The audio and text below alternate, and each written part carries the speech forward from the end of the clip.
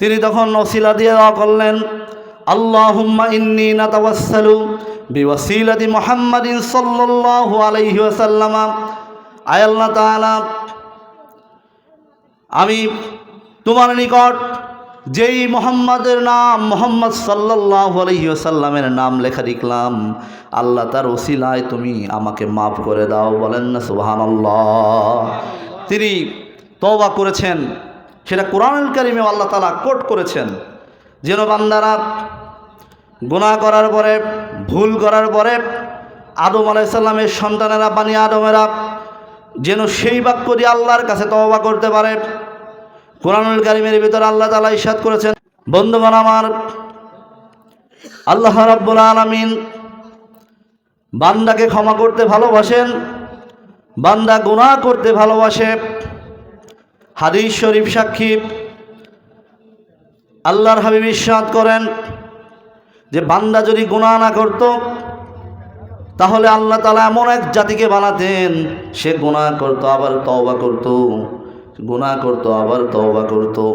আল্লাহ রাব্বুল আলামিন বান্দাকে এত ভালোবাসেন যে সারা জীবন যত গুনাহ করেছে, এই গুনার অংশ এই পৃথিবীর ভিতরে যদি কোনো মানুষ কোনো ভুল করে, কোনো মানুষ যদি বড় কোনো অকারেন্স করে ফেলে, প্রত্যেক থানায় আইন শৃঙ্খলা বাহিনীর কাছে তার নামে একটা লিস্টেড নাম, দাগি খাতায় নাম উঠে যায়।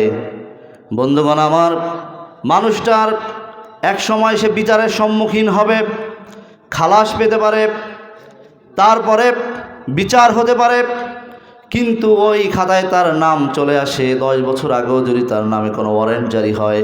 কিন্তু আল্লাহ রাব্বুল আলামিন এমন রব, আল্লাহ রাব্বুল আলামিন এমন দয়াবান, আল্লাহ রাব্বুল আলামিন যখন বান্দাকে মাফ করে দেন, তখন এমনভাবে মাফ করে দেন যে গুনাহগারদের খাতা থেকে নামটাও আল্লাহ মুছে দেন। বলেন সুবহানাল্লাহ, বলেন না সুবহানাল্লাহ। আমার বন্ধুগণ, সিয়াসিত্তার প্রসিদ্ধ কিতাবগুলোর 6টার মধ্যে 4টি কিতাবের মধ্যেই হাদিসটি এসেছে। বনি ইসরাইলের আর এক ঘটনা। বনি ইসরাইলের এক বান্দা 99টা খুন করেছিল। কয়টা খুন করেছে? 99টা খুন করার পরে তার মন অনুতপ্ত হলো। সে ভাবলো, আল্লাহ, আমি তো এত গুনাহ করেছি, এখন আমি কি করতে পারি? তো এক দরবেশের কাছে সে গেল। দরবেশের কাছে যাওয়ার পরে বলল যে, দরবেশ সাহেব, আমি তো 99টা খুন করে ফেলেছি, এখন আমার কি কোনো মাপ আছে, ক্ষমা আছে? দরবেশ হলো সেই ব্যক্তি যার আবেদ আর কি, ইবাদতকারী, কিন্তু ইলম, কোরআন বলেন, হাদিস বলেন, বা ওই সময়ের যে কিতাবাদি বলেন, এলেম কম বা এলেম নেই। তো সে বুঝতে না পেরে বলল যে, না, তোমার তো ভুলেও কোনো ক্ষমা নাই। সেই লোকটা অত্যন্ত রাগান্বিত হয়ে ওই লোকটাকেও খুন করে ফেলল। এখন মোট খুন হলো কয়টা? 100টা। এই 100টা খুন করার পরে সে আবার মানুষ খুঁজতেছে কার কাছে যাওয়া যায়, কি সলিউশন পাওয়া যায়। সে একজন আলেমের কাছে গেল। একজন আলেমের কাছে যে সে তাকে প্রশ্ন করলো যে, আলেম সাহেব, আমি কি ক্ষমা পেতে পারি? আমি তো 100টা খুন করেছি। সে আলেম জবাব দিলেন, হ্যাঁ পারো, হ্যাঁ আল্লাহ তাআলা যদি দয়া করেন ক্ষমা করতে পারেন, কিন্তু তুমি যেই অধ্যুষিত অঞ্চলে থাকো ওটা হলো গুনাহগারদের অঞ্চল, তুমি এখান থেকে সরে যেয়ে তুমি নেককারদের অঞ্চলে চলে যাবা। এই কথা শোনার পরে সে মন স্থির করে তার এলাকা ছেড়ে আস্তে আস্তে করে ওই নেককার লোকদের দিকে যেতে থাকলো, যে এলাকায় নেককারেরা বাস করে সেখান দিকে যেতে থাকলো, সেখানের দিকে। প্রতিমধ্যে তার মৃত্যু হয়ে গেল। ফাজাআত মালাইকাতুর রাহমা ওয়া মালাইকাতুল আযাব। তখন রহমতের ফেরেশতাও আসলো, আবার আযাবের ফেরেশতাও আসলো। এখন আযাবের ফেরেশতারা বলতেছে যে, আমরা একে সিজিনে নিয়ে যাব, অর্থাৎ এর রুহুকে জাহান্নামে নিয়ে যাব। আর রহমতের ফেরেশতারা টানাটানি শুরু করছে যে, না, আমরা একে জান্নাতে নিয়ে যাব রুহুটাকে। কারণ সে তো অনুতপ্ত হয়ে ওই ক্ষমা চাওয়ার উদ্দেশ্যে ভালো লোকদের দিকে যাচ্ছিল। তো এইভাবে চলতেছে। প্রতিমধ্যে আল্লাহ রাব্বুল আলামিন আরও একজন ফেরেশতা নাজিল করলেন, বলে সুবহানাল্লাহ। সেই ফেরেশতা বলল যে তোমরা মাপ দাও, মাপ দিয়ে দেখো যে উনি ওনার জায়গা থেকে অর্থাৎ গুনাহগারদের অঞ্চল থেকে বেশি দূরে নাকি যেখানে নেককার লোকেরা থাকে তার দিকে বেশি এগিয়ে আছে। অর্থাৎ যেই দিকে এগিয়ে থাকবে সেই অনুযায়ী তার হিসাবটা হবে। যখন মাপ দেওয়া হলো দেখা গেল লোকটা গুনাহগারদের দিকেই বেশি, অর্থাৎ বেশি অগ্রসর হতে পারে নাই। নেককার লোকেরা যে এলাকায় বাস করে তার বেশি কাছে তিনি যেতে পারেন নাই। কিন্তু আল্লাহ রাব্বুল আলামিন হলেন রহমানুর রহিম। আল্লাহ রাব্বুল আলামিন চাইলেন বান্দাকে মাফ করে দিবে। আল্লাহ তাআলা ওই জায়গার মাটিকে আড়াই দিলেন, মাটি তুমি সরে যাও, যেই গুনাহগার যে অঞ্চল আছে ওইখান থেকে দূরে সরে যাও, আর নেককারদের অঞ্চলকে তুমি কাছে নিয়ে এসো। বলেন সুবহানাল্লাহ, বলেন না সুবহানাল্লাহ। এই ঘটনার পরে যখন নেককার লোকদেরকে কাছে নিয়ে আসলো, নেককার লোকের জায়গাটাকে কাছে নিয়ে আসা হলো, ফেরেশতারা তখন পরামর্শ করে দেখলো, মেপে দেখলো যে না, ওই নেককার লোকদের জায়গাটাই কাছে, তার রুহটাকে জান্নাতে নিয়ে গেল। বলেন সুবহানাল্লাহ, বলেন না সুবহানাল্লাহ। এই তওবা কিভাবে করা যাবে? ইমাম কুরতুবী রহমাতুল্লাহ আলাইহি তাফসিরে কুরতুবীর ভিতরে বলেছেন যে 5 ভাবে তওবা করার নিয়ম শিখিয়েছেন।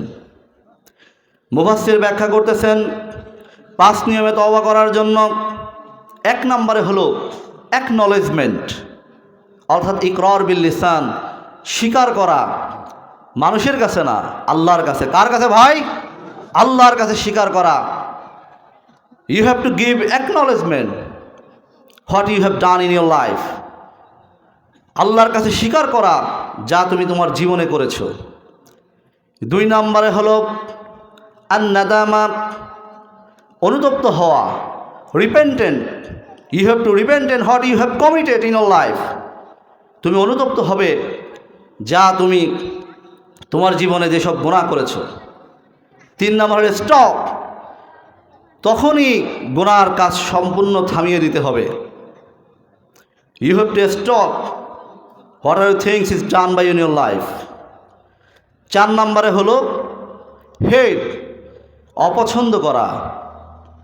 You have to hate what you have committed in your life, যা কিছু করেছে একে ঘৃণা করতে হবে। আর 5 নম্বরে হলো মনের ভিতরে এরকম খেয়াল আনতে হবে যে না, আমি এই গুনাহ আর কখনোই করব না, এরকম সংকল্প করা। বন্ধুগণ আমার, বান্দা যখন এই 5টি গুণাবলীর মাধ্যমে আল্লাহর কাছে তওবা করবে, ক্ষমা করবে, 1 নম্বরে সে আল্লাহর কাছে স্বীকার করবে, 2 নম্বরে গুনার জন্য অনুতপ্ত হবে, 3 নম্বরে হচ্ছে গুনার কাজটা বন্ধ করে দিবে, 4 নম্বরে হচ্ছে গুনার কাজকে সে অপছন্দ করবে, 5 নম্বরে দৃঢ় সংকল্প করবে আর জীবনে কোনোদিন গুনাহ করবে না। এই রকম তওবার মতো তওবা যখন করবে, আল্লাহ রাব্বুল আলামিন তার তওবা কবুল করে তার জীবনের সমস্ত গুনাহ মাফ করে দেবেন। বলেন সুবহানাল্লাহ। সব সময় যে ব্যক্তি ইস্তেগফার পড়বে, আল্লাহ তাআলা তাকে 3টি মর্যাদা দান করবেন। কয়টি মর্যাদা বলেন? এই কথা আমার নয়, এই কথা আল্লাহর হাবিব সাল্লাল্লাহু আলাইহি ওয়াসাল্লাম তার নূরের জবান থেকে বলেছেন। মান লাযিমাল ইস্তিগফার জাআলাল্লাহু মিন কুল্লি যিকিম মাখরাজা। যে ব্যক্তি সর্ব অবস্থায় ইস্তিগফার করবে, আল্লাহ রাব্বুল আলামিন তাকে সমস্ত সংকীর্ণ রাস্তা থেকে উত্তরণের পথ আল্লাহ তাআলা দেখায় দিবেন। বলেন সুবহানাল্লাহ। ওয়া মিন কুল্লি হাম্মিন ফারাজা। যত টেনশন আছে, যত দুশ্চিন্তা আছে, আল্লাহ রাব্বুল আলামিন তার জীবনের সমস্ত দুশ্চিন্তা দূর করে দিবেন। বলেন সুবহানাল্লাহ।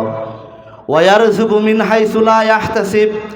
এমন জায়গা থেকে তার রিজিকের ব্যবস্থা করে দিবেন বান্দা কোনোদিন কল্পনাও করতে পারে নাই, এমন জায়গা থেকে আল্লাহ রিজিকের ব্যবস্থা করে দিবেন। বলেন সুবহানাল্লাহ।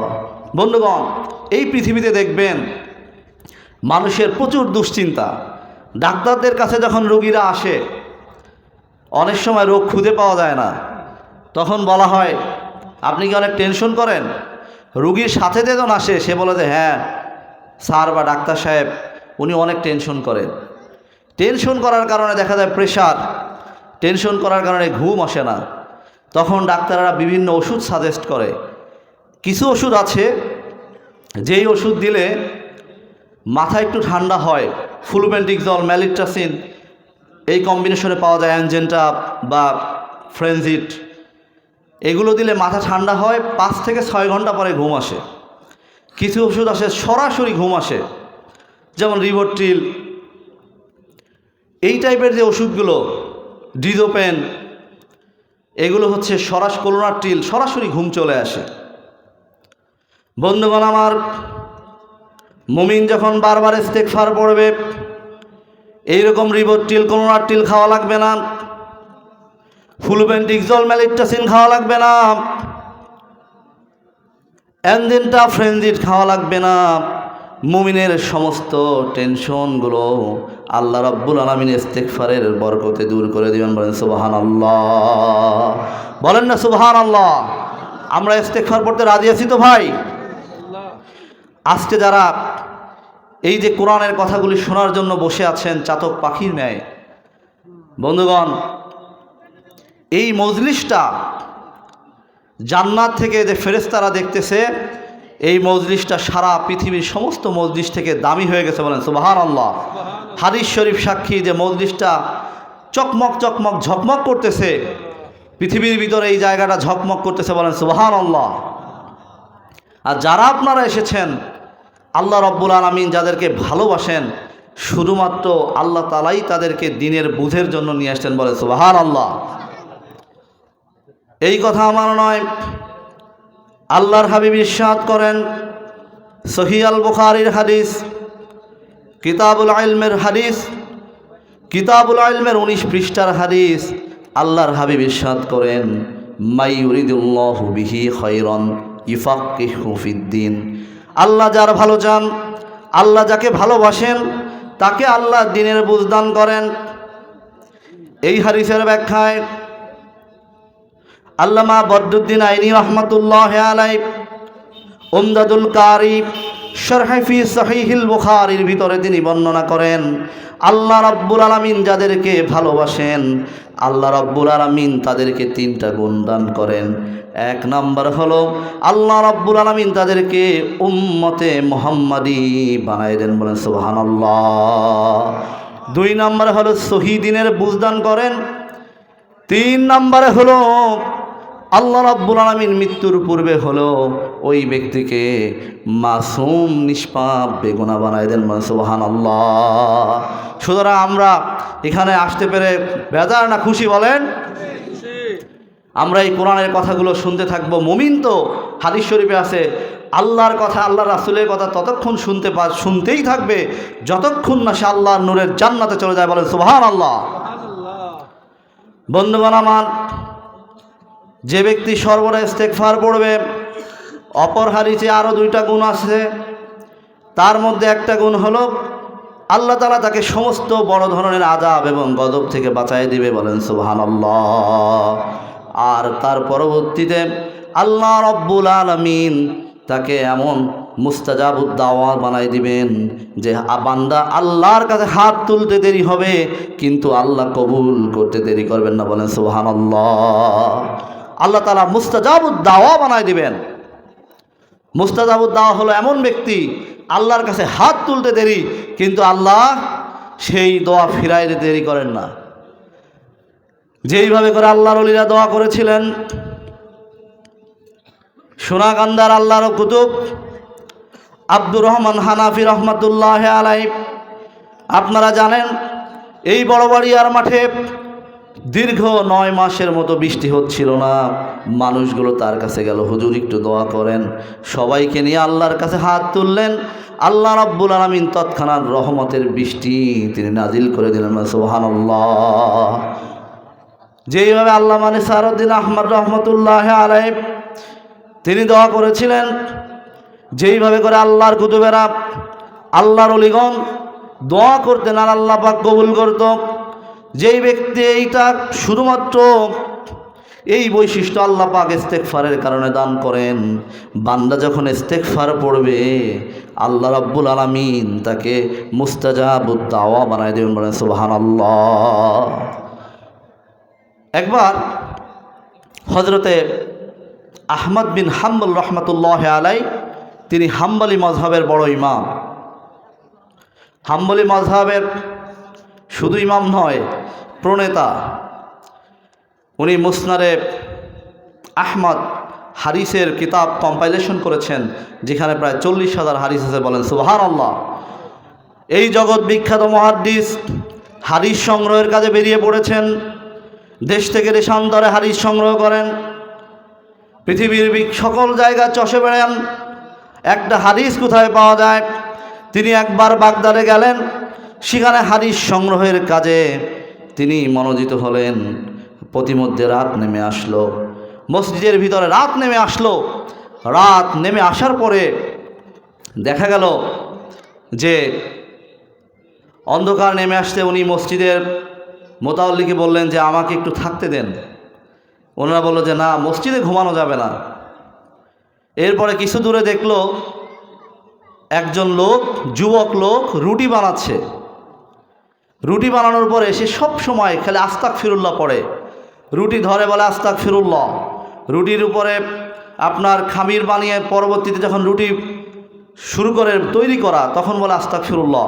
রুটি যখন পোড়ায় সেকে তখনও বলে আস্তাগফিরুল্লাহ। তিনি বলেন যে কারণ কি, এত আস্তাগফিরুল্লাহ পড়ার কারণ কি? তিনি বললেন, হে যুবক, তুমি আস্তাগফিরুল্লাহ পড়ো, এতবারের কারণ কি? তিনি তো আর চিনে না। তিনি বললেন, মুরব্বী, আস্তাগফিরুল্লাহ পড়ার কারণে আল্লাহ রব্বুল আলামিন আমাকে মুস্তাজাবুদ দাওয়া বানায় দিয়েছেন। আমি যা দোয়া করি আল্লাহ তাই কবুল করেন। বলে সুবহানাল্লাহ। তখন ইমাম আহমদ বিন হাম্বল বললেন, আনতা মুস্তাজাবুদ দাওয়া, তুমি মুস্তাজাবুদ দাওয়া? তিনি বললেন, হ্যাঁ, তবে আমার মনে একটা কষ্ট, একটা দোয়া কেন যেন আমার কবুল হচ্ছে না। আমি মনে থেকে দোয়া করি। বর্তমান সময়ে সবথেকে বড় মুহাদ্দিস আহমদ বিন হাম্বল, তিনি ওই মদিনায় থাকেন। আমি গরিব মানুষ, মদিনায়ও যেতে পারি না, এবং আমি আল্লাহর কাছে দোয়া করেছি, আল্লাহ, আহমদ বিন হাম্বল রহমাতুল্লাহ আলাইহির কথা তিনি বলেছেন যে আহমদ বিন হাম্বলের সঙ্গে দেখা না করি আমার মৃত্যু দিও না। তিনি যখন এই কথা বললেন, আহমদ বিন হাম্বল রহমাতুল্লাহ আলাইহি তিনি কান্না করে দিলেন। তিনি বললেন, ও যুবক, তোমার আহমদ বিন হাম্বলের কাছে যাওয়ার প্রয়োজন নাই। আল্লাহ রাব্বুল আলামিন আহমদ বিন হাম্বলকে তোমার কাছে নিয়ে এসেছেন। বলেন সুবহানাল্লাহ। বলেন না সুবহানাল্লাহ। বন্ধুগণ, দোয়া এমনভাবে কবুল হয় শুধুমাত্র ইস্তেগফারের কারণে, তওবা করার কারণে। আমাদের আদি পিতা হযরতে আদম আলাইহিস সালাতু ওয়াস সালাম, নবীরা মাসুম, নিষ্পাপ। আহলে সুন্নাহ ওয়াল জামাতের আকীদা মতে নবীরা নিষ্পাপ। তিনি একটি ভুল করেছিলেন, একটি ভুলের কারণে মুফাসসিরিনগণ বলেছেন তিনি 360 বছর কান্না করেছেন। কোনো কোনো মুফাসসিরিন কিরাম বলেন 460 বছর, কেউ বলেছেন 600 বছর আল্লাহর কাছে কাঁদছেন। এত বছর কান্নার পরেও আল্লাহ রব্বুল আলামিন তার গুনাহ মাফ করেন নাই। আল্লাহ রব্বুল আলামিনের কাছে অবিরতভাবে কান্না করতে লাগলেন।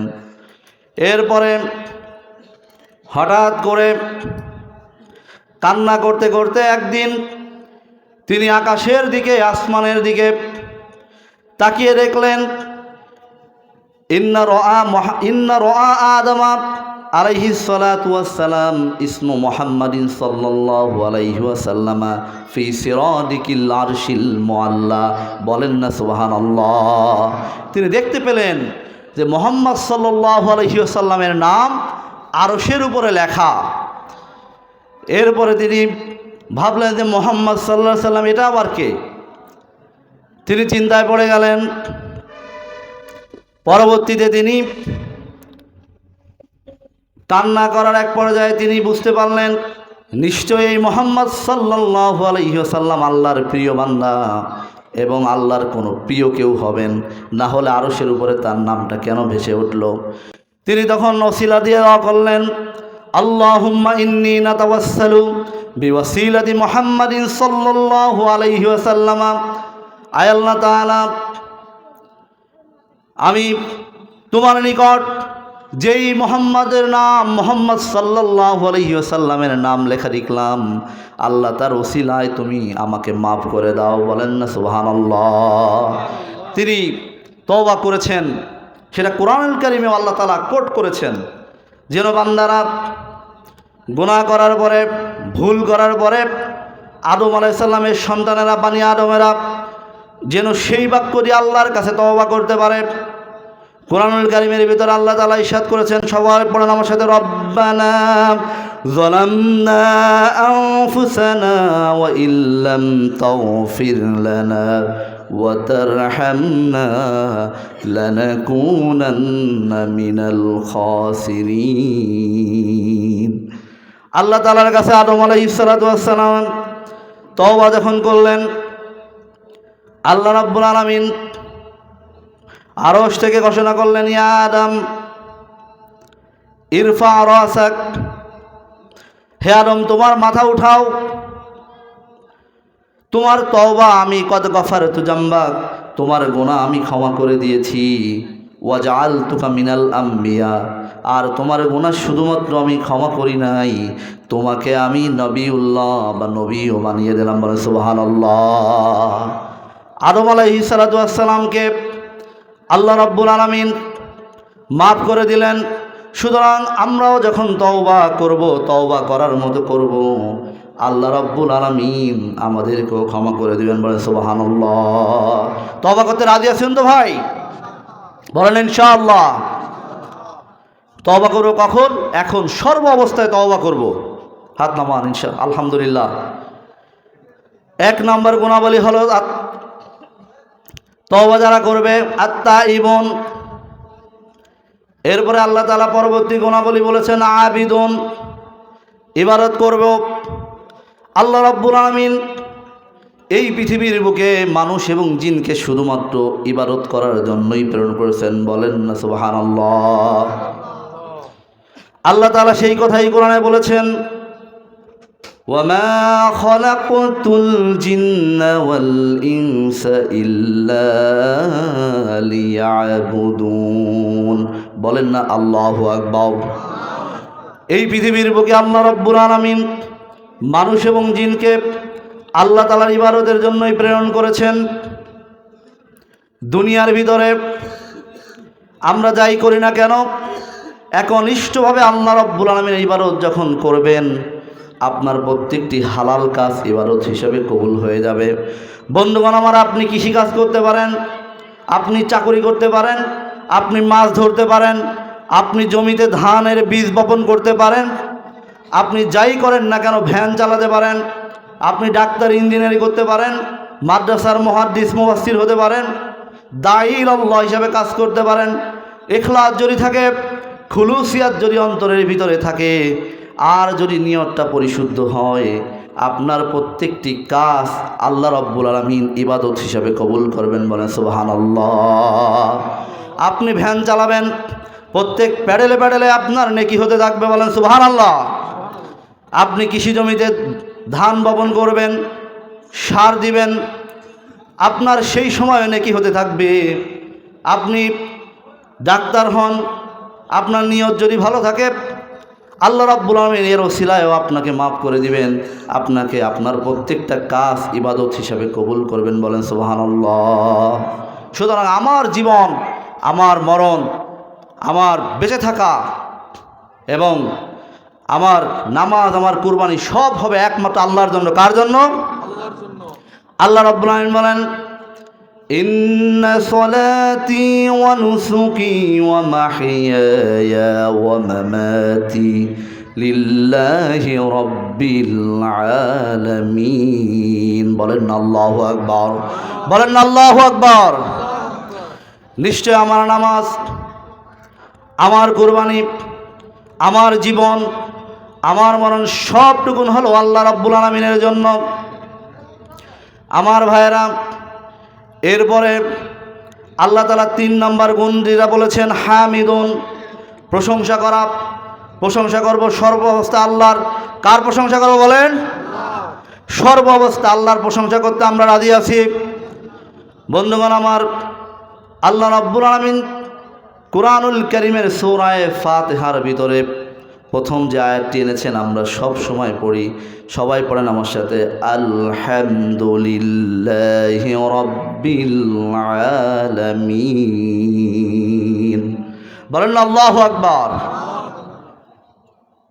প্রশংসা হলো আল্লাহ রাব্বুল আলামিনের জন্য, যিনি রব্বিল আলামিন, সমস্ত জগৎসমূহের রব।